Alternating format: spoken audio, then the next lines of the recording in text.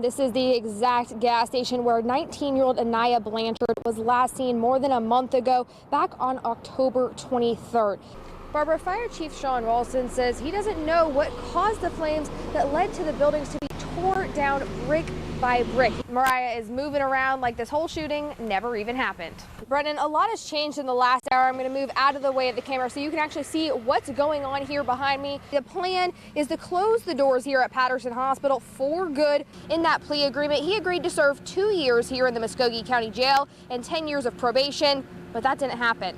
I'm here on the scene of a shooting on 32nd Avenue in Columbus. I'm going to turn this around so y'all can see the scene here. We've got several marked units here. Barbara, right now, Phoenix City Fire Rescue just pulled up. As you see, they are getting out right behind where their fire engine is. There is a small sedan-looking vehicle that was on fire. If you visit the Columbus Health Department on a regular basis for public health or children and family services, well, you won't be coming to this location on Comer Avenue anymore for clinical and health services, like prevention services or children and youth with special needs or the WIC program. Now you'll be coming here to the old Virginia College building on Veterans Parkway.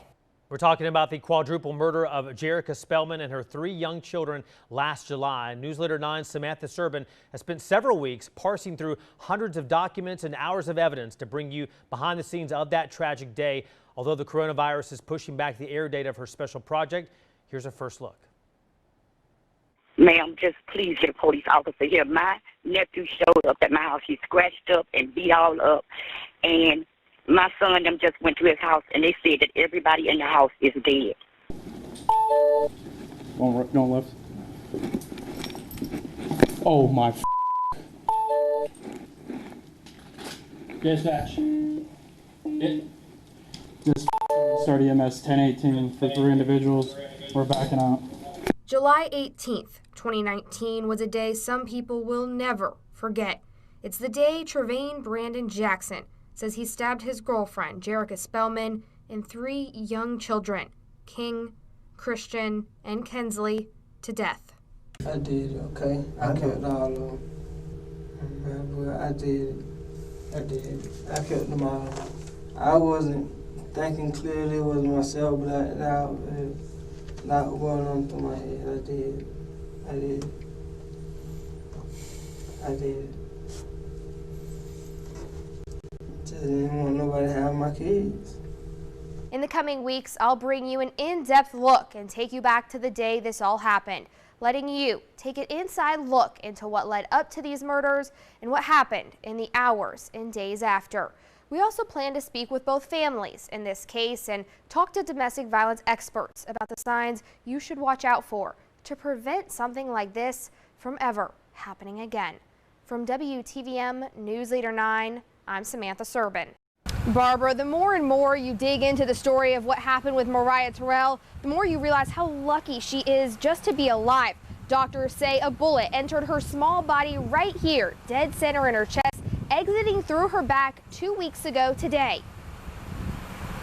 So my baby got 2 holes in her body that I have to change that every day, and it's hard to see 2 holes in my daughter's body, you know. But it feels good to see all the support and love that she got. Hey, baby. Cretia Terrell almost lost her daughter Mariah July 15th when a shooting to the chest sent her in shock to Piedmont Columbus Regional Hospital. A team of healthcare professionals battled the clock to save her life. So it's a miracle that it did not hit the order, because if that had happened, she would have been dead right on the scene. She would never have made it to the hospital. Dr. Daniel Guinola was not even supposed to be at work the day Mariah came in, but when the weather prevented staff from transferring the young girl to a larger trauma center, Dr. Guinola stepped in, saying they had to do something and they had to do it now.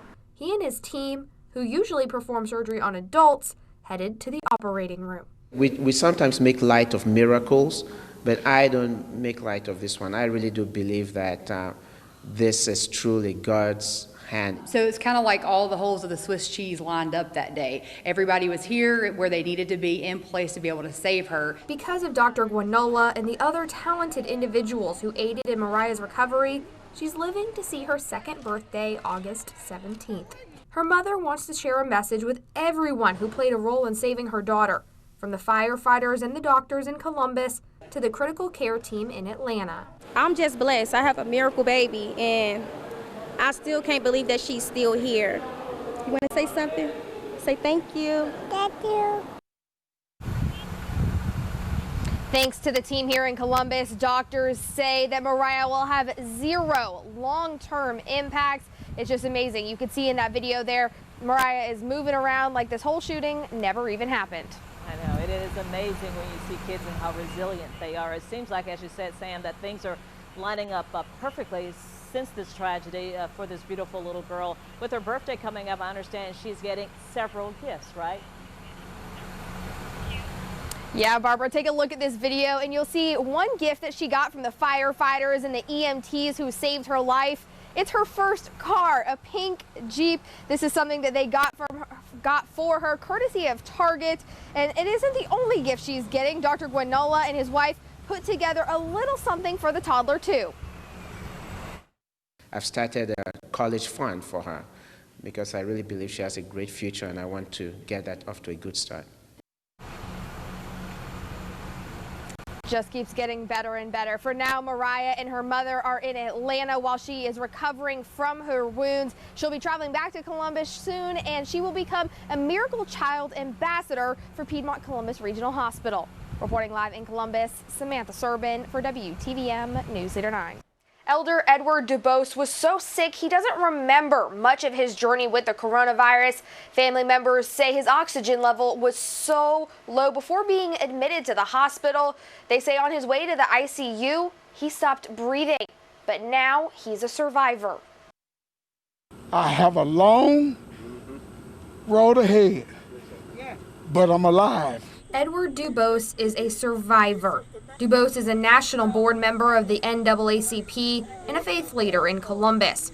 His journey with the novel coronavirus began in early July. His oxygen was 80%, and that's just him trying to breathe on his own. 80% is really, really low. The only thing I remember is ambulances and fire truck and being strapped in on July the 6th and rolled up here. They were trying to treat him on a regular floor, and doing that transfer from the regular floor to ICU, he did stop breathing. He coded.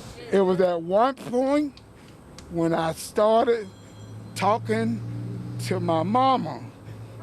I said, "Mama, I'm ready to die." She said, "You gotta fight, son. Yes, sir. You gotta fight." Dubose fought and won, but it wasn't easy for him or his family. When I came out of ICU, they had to teach me how to walk again.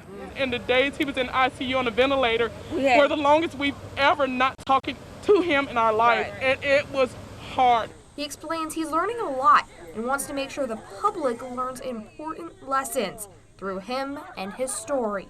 I was one of the ones who said, if you gotta wear a mask, you don't have no faith.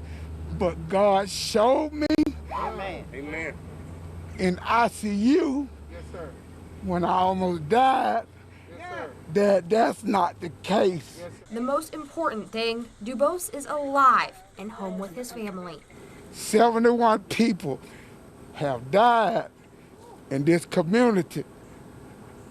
I'm still here. And Dubose did receive a convalescent plasma donation while in the ICU. He says he was so sick he doesn't really remember getting it, but family members say they noticed he started to feel better just a few days later. Reporting live from the Chattahoochee River, Samantha Serbin. Samantha Serbin. Samantha Serbin. Reporting in Columbus, Samantha Serbin for WTVM News Leader 9.